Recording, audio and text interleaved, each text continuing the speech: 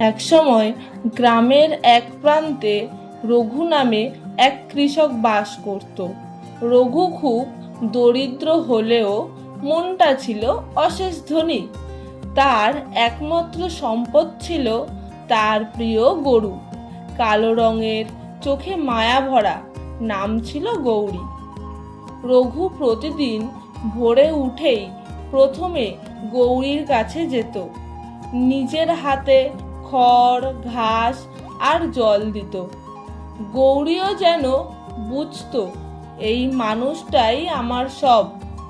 কৃষক আর গরুর মধ্যে যেন এক অদ্ভুত সম্পর্ক ছিল। রঘু মাঠে চাষ করতে গেলে গৌরী হাল টানত, আর সন্ধ্যায় কাজ শেষে গরুর গলায় হাত রেখে রঘু তার দুঃখ কষ্ট বলতো। একদিন গ্রামে ভীষণ খরা পড়ল। জমিতে ফসল হচ্ছে না, খড়ও পাওয়া যাচ্ছে না। গ্রামের অনেকেই গরু বিক্রি করে দিল, কারণ খাবার জোগাড় করতে পারছিল না তারা। কিন্তু রঘু কিছুতেই গৌরীকে বিক্রি করলো না। গ্রামের লোকেরা বলল, রঘু, তুই যদি গৌরীকে না বিক্রি করিস তবে তুইও তো না খেতে পেয়েই মরবি। রঘু মৃদু হেসে বলল, গৌরী শুধু গরু নয়, ও আমার বন্ধু। বন্ধুকে কি বিক্রি করা যায়? দিন যেতে লাগলো। খিদের যন্ত্রণা যেমন ছিল তেমন চিন্তাও বাড়ছিল।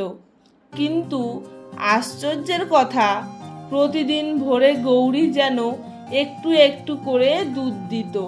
রঘু সেই দুধ গ্রামের অসুস্থ শিশু আর বয়স্কদের ভাগ করে দিত। সবাই অবাক হতো। খরা চললেও গৌরী যেন তার বন্ধুর জন্য অদম্য শক্তি নিয়ে বেঁচে আছে। এক রাতে রঘু খুব দুঃখে গৌরীর গলায় হাত রেখে বলল, গৌরী, হয়তো আগামীকাল থেকে আমাদের আর খাবার থাকবে না। আমি যদি না বাঁচি, তুই অন্তত অন্যের বাড়ি গিয়ে বেঁচে থাকিস। রঘুর চোখে জল চলে এলো। গৌরী মৃদু হাম্বা শব্দ করে যেন উত্তর দিল, তুই থাকিস, আমি আছি।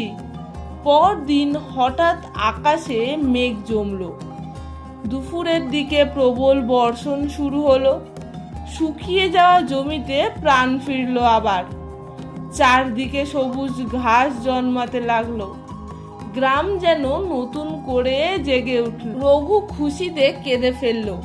গৌরীর গলায় জড়িয়ে ধরে বলল, দেখলি গৌরী, বন্ধুত্বের বিশ্বাস বৃথা যায় না।